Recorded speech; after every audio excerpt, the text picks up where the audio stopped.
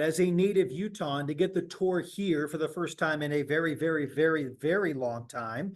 How does that feel to you as somebody who's, born and raised here and has the roots?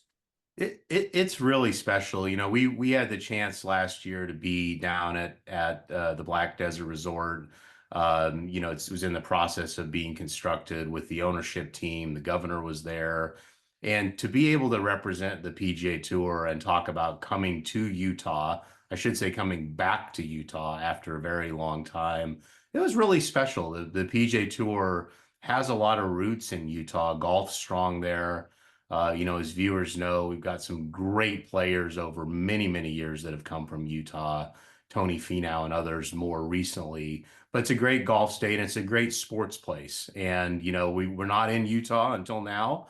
To be able to come to Southern Utah and Greater Zion area and there in St. George, a really growing part of the state, I think it's just very fitting. To be able to display what's there to the world and see how beautiful it is, I think it's an exciting moment for all of us. Tyler, what happened that allowed this to happen in Utah in the first place? How did that get going? I think it starts with the vision that the owners and operators of the resort there have. They're building a truly incredible facility, and I think something that the state can be really proud of to draw new business, new activities, a lot of exciting stuff. It's a beautiful property. We're going to get to show that to the world. That's where it starts. And then you've just got a lot of people involved that love the sport, want to show off the state. The governor was a huge part of that and an important thing there. You can't take a sports event somewhere where people don't like sports. As I said earlier, I think Utah sports fans are a great breed. I know they'll come out and support golf. So the stars really aligned, and we'll see where it heads. I think it's going to be with us for many years to come, and we can grow from here in version 1 in a couple months here. What stands out to you about the layout of Black Desert, the red rock, the lava rock? It's just so unique compared to so many other, really can't think of many other stops on tour that look like Black Desert Resort.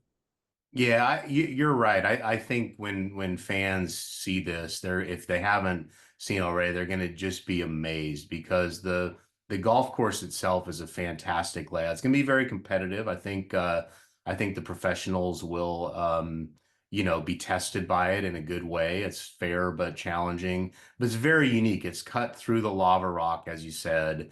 It's got a very striking appearance between the fairways and the sort of the green corridors of the holes versus the lava rock. And then when you zoom out, which, as you know, in golf telecasts we like to do, it's just absolutely stunning. You have Snow Canyon right around the corner, and everything that you can picture about Southern Utah, I think, is going to be on full display. So it's going to be aesthetically pleasing to the eye and a great competition. I think it's going to really show nicely. When you first visited Black Desert, what physically stood out to you in terms of going around the course? Were there features that were really interesting? Were there any changes that you recommended? How did that become kind of that evolving course change for being tour ready at this point? Yeah, I think, well, it's been a project that, together with the resort and our team at the PGA Tour, it's been very collaborative. The course itself is great. It's a great competitive test. Not a lot of changes had to go on there. I think what sticks out is the premium on shot selection and driving accuracy, because while a lot of the fairways are not necessarily narrow, when you get off of the grass area, it's very difficult, if not impossible, to play with the lava rock. So it's kind of a unique setup there. A lot of the work that we did really was more logistics. We're bringing a big event. It's being broadcast in 200 plus countries around the world. There's a lot of infrastructure, a lot of technology that has to come to town. So a lot of the things about moving all that around, the crowd and so forth, that was probably the biggest thing. And I'll just say probably the most striking piece of the whole thing is how the golf course interacts with the resort and the hotel, which is a really beautiful architectural piece, and it's all very natural and fits in with the environment. So it's a pretty cool thing to see in person. In general, how do you decide if a course is tour capable or built for the tour There are many great golf courses out there, including, as you mentioned, right here in Utah, some excellent golf courses that will test the best golfers. How do you find that balance of what is the difficulty, but also can handle what the tour needs in terms of fans coming out and logistics and all those things you just mentioned? Yeah, there's not really an equation or anything that goes into it. It's kind of a special sauce of inside the ropes, to use a golf term. What's going to present a fair but challenging test. There's no doubt Black Desert does that. It's a great layout, a lot of mix of types of holes, and as I said, some really challenging things. You're gonna have to hit it straight there, and then all the other ingredients that go into a big event. So logistics, how do the fans get there and how do they enjoy their experience, the sponsors and everything. So there's a lot of stuff that goes into it. There's no, across the PGA Tour, you've got just about every different flavor of course. And I think that's what makes it special when you're on the tour, and these guys are going to be getting towards the end of the season. There's going to be a lot of writing on the ending of the FedEx Cup race, and a lot of the things that players need to do to continue to be on the tour. You need a course like this. And the variety of as we end the season is really important. What's challenging with a property that's under construction, as far as what you see? Well, there's goods and bads to that. The good thing is we've been able to collaborate with everyone involved there to really output what we think is going to be a great PGA Tour venue. Obviously, when you decide to have a tournament and it's at a certain date, everyone's focused very much so on displaying the perfect version of everything. So I know they're working hard there, and but the excitement of it being a new facility, what it's going to mean to Southern Utah and how the golf plays into it. I think that's been a guiding light for everyone as they've finished up the project. How important is this event specifically to getting into a new market for one, or at least an older market that is being revitalized, but also growing the game in an area where you can play golf year round and maybe getting the next generation involved? That it's really important. I mean, like I say, Utah and the Intermountain West really is a region that we've come some places a lot over the years. Las Vegas, which is not too far away, has been a market we've been in a long time. Phoenix, Scottsdale, but frankly, Utah is a huge market. Great sports fans that we need. We want to be there and support that.